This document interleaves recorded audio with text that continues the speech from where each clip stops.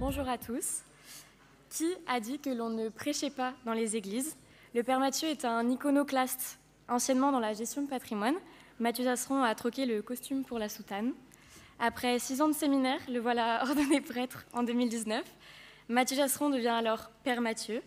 Et si le curé de Joigny a pour habitude de remplir son édifice, c'est parce que sa liberté de ton est appréciée par ses fidèles.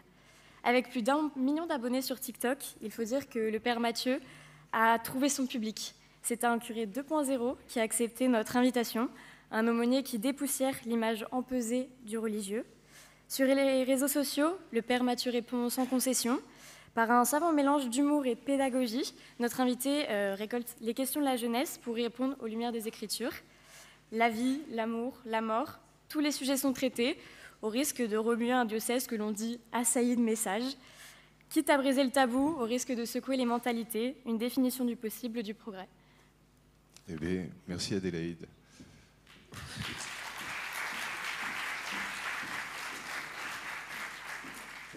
Merci vraiment, oui Adélaïde, parce que je me sens tout petit face à la présentation que vous avez faite.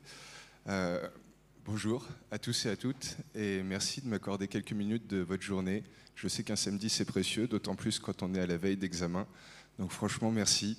J'espère que ce que je vais vous partager vous plaira, vous aidera peut-être à réfléchir autrement cette notion de progrès. Je ne sais pas si j'étais le mieux qualifié, mais bon, j'ai osé relever le défi et on en parle d'ici une grosse dizaine de minutes. Je me demandais en préparant, est-ce que nos grands-mères, et encore plus les arrières, elles auraient imaginé là où on en est aujourd'hui?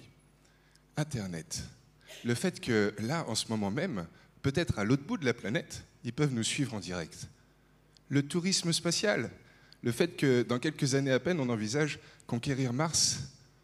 Les voitures électriques, demain les voitures autonomes. La promesse d'immortalité que nous offre la Silicon Valley. Et aujourd'hui déjà, elle semble avoir réussi, en tout cas sur un plan théorique, au niveau des plus petites cellules qui existent. C'est fou quand même, reconnaissons-le. En 150 ans, on a connu une accélération du progrès, mais phénoménale. Un déploiement stupéfiant, presque grisant. Et en même temps, en travaillant la question, j'ai fait quelque chose que j'aime bien faire tous les dimanches à la messe, c'est retrouver le sens des mots, le sens originel. Et je suis allé me demander, qu'est-ce que ça veut dire progresser? D'où ça vient? C'est quoi son étymologie? Ça vient d'un mot latin, progressus, qui veut dire marcher en avant. Et en fait, plus je creusais la question, plus je me disais, mais c'est paradoxal, presque anachronique. Le progrès évident dans lequel on vit objectivement aujourd'hui, est-ce qu'il ne nous fait pas faire littéralement l'inverse de sa définition? Marcher en avant.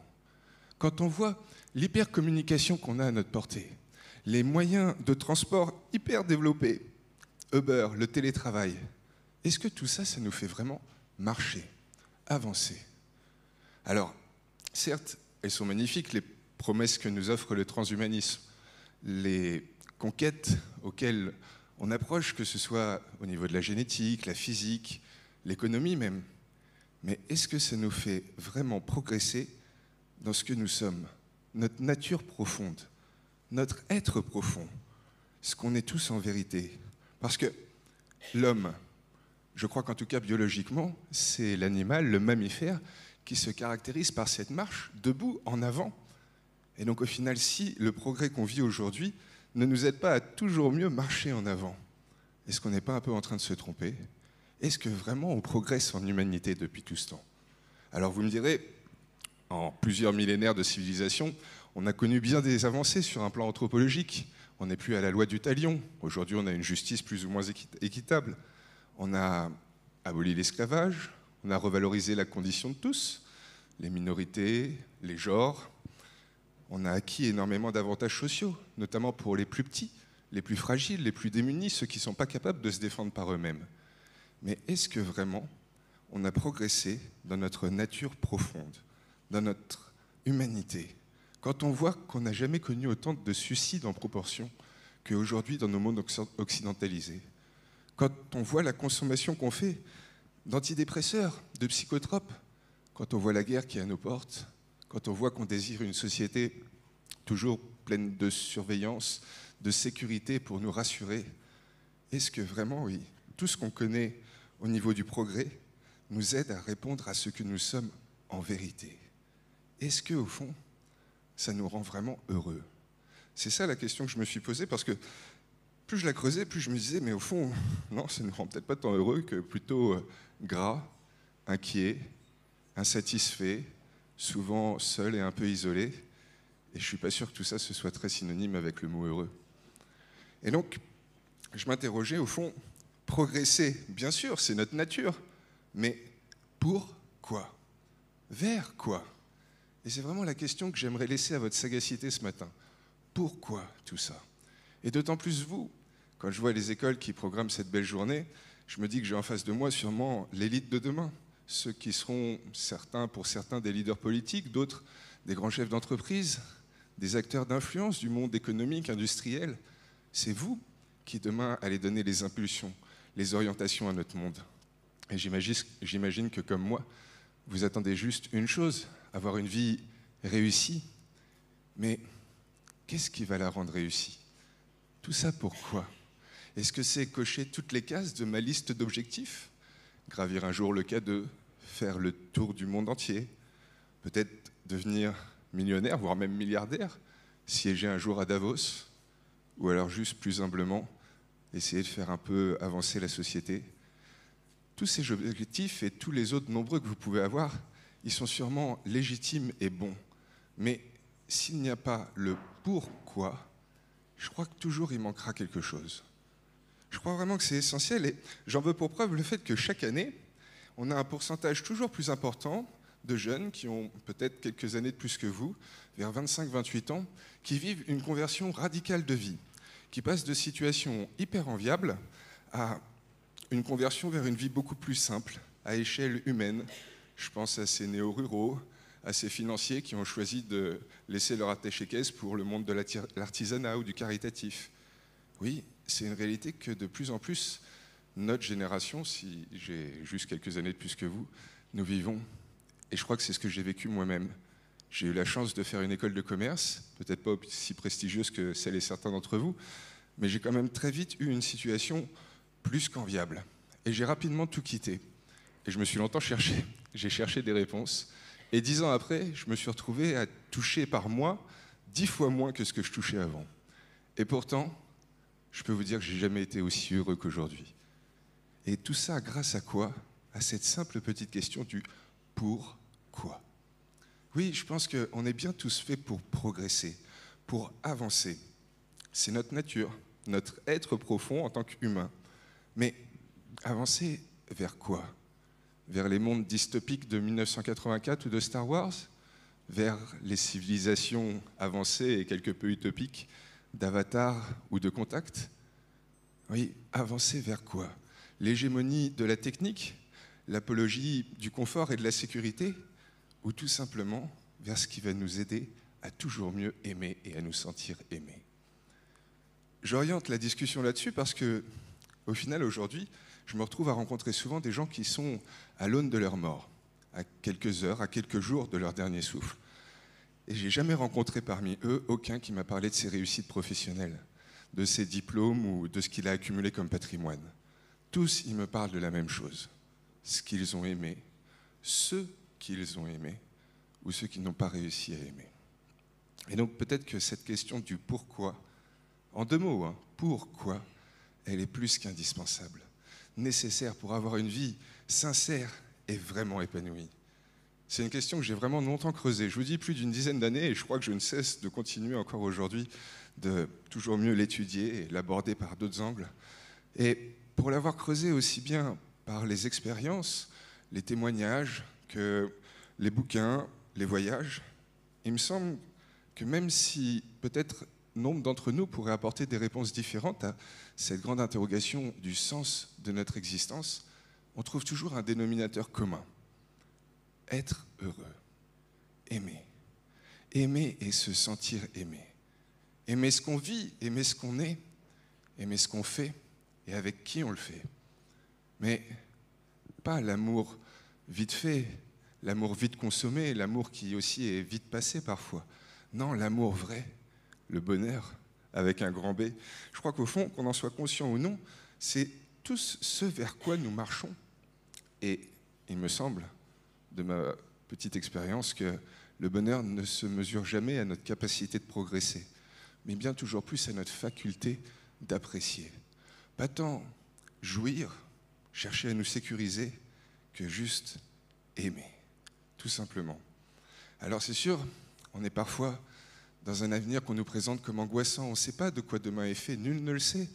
Mais je crois que la force de l'être humain, c'est d'être capable justement d'avancer, de marcher de l'avant, au-delà de tous ces déterminants, de dépasser tous ces conditionnements et de trouver comment être heureux. L'humanité, depuis qu'elle existe, c'est ce qu'elle nous a toujours prouvé. Où qu'on soit, quelle que fût l'époque, l'homme est capable du bonheur, d'aimer et de se sentir aimé, à une et une seule condition, qu'il cherche, qu'il avance vers le pourquoi. Vers quoi veut-il avancer? Et si la réponse à cette question, c'est le bonheur, le vrai, alors je pense que l'enjeu, c'est peut-être pas tant de chercher à humaniser le progrès, comme on le voit régulièrement, que plutôt tout simplement à faire progresser notre humanité. Oui, l'homme augmenté, c'est super. Une vie préservée de toute difficulté, c'est génial. Mais est-ce qu'au fond, c'est ça qui pourra nous assurer d'aimer et de nous sentir aimés? Si on ose se poser cette question, qui prend du temps, qui ne trouve pas de réponse forcément en quelques minutes, du pourquoi, si on pense que le fond de nos existences, c'est bien ça, l'essentiel de nos vies, c'est d'aimer, d'en profiter pleinement pour être épanoui, eh bien je crois qu'il n'y a que deux clés qui peuvent nous permettre peut-être d'un jour y accéder. Et ces deux clés, ce ne sont peut-être pas celles sur lesquelles notre progrès actuel nous fait le plus avancer. Qu'est-ce qui est le moteur de l'amour? Qu'est-ce qui nous fait aimer et nous sentir aimés? Je crois que ça se résume en deux choses: se sentir utile et s'émerveiller. Reconnaître qu'on est apprécié pour ce qu'on fait et ce qu'on est, c'est ça, se sentir utile. Et tout simplement se laisser émouvoir, toucher par le beau, le bien, le bon, le vrai. C'est ça, s'émerveiller.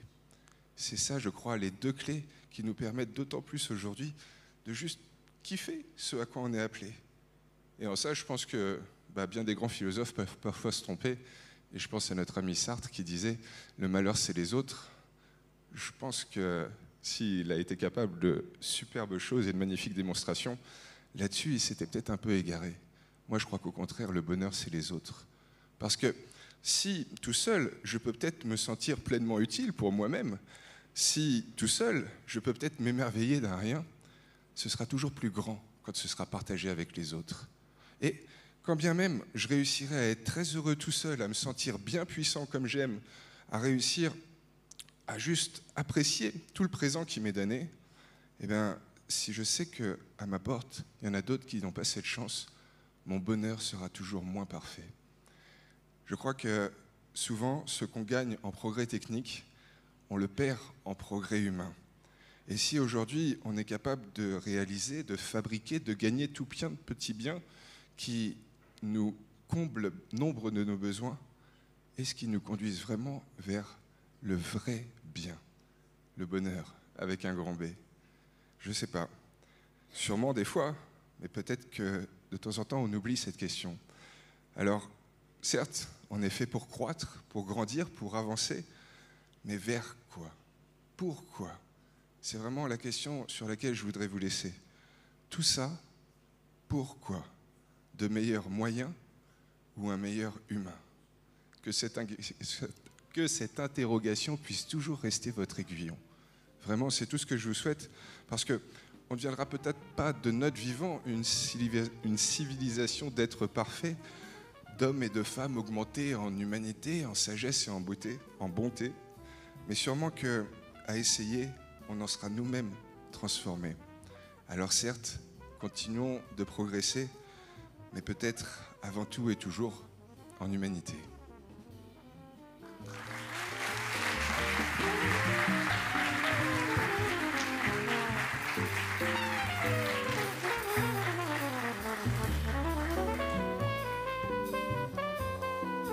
Je ne sais pas si ça convient à ce que vous attendiez. Moi, ça me paraît essentiel. Je me dis que si j'avais eu quelqu'un qui m'avait dit ça quand j'avais 20 ou 24 ans, ça m'aurait peut-être aidé à me poser un peu plus vite les questions.